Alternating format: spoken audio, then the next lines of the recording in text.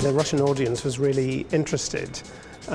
What never ceases to amaze me is that I travel the world giving lectures and talks, and the same ideas are shared. People talk about the same issues and the same worries and concerns and the same inspirational thinking, which is kind of a nice feeling. I quite liked the questions about the inspiration and where ideas come from, because I love that part of my teaching as well, being able to understand with somebody else how an idea is formed. But part of the work of the garden designer is delivering the detail.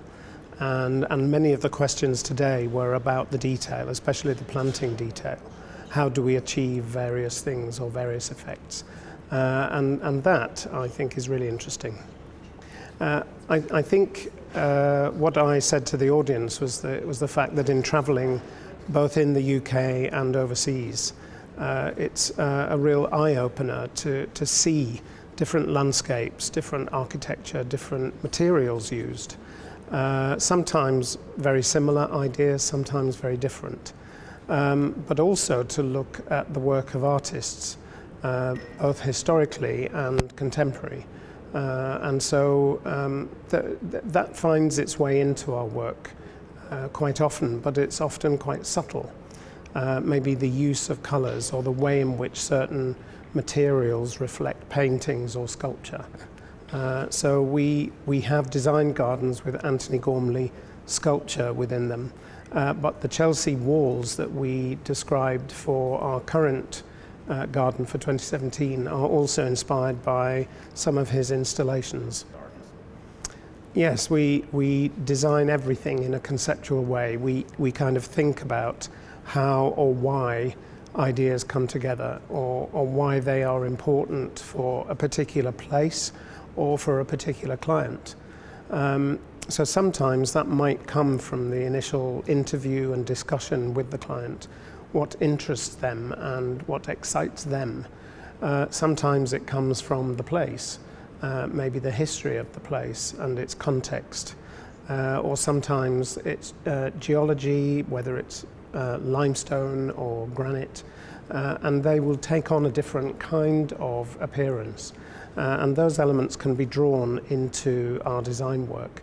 And sometimes that initial development of ideas is really interesting.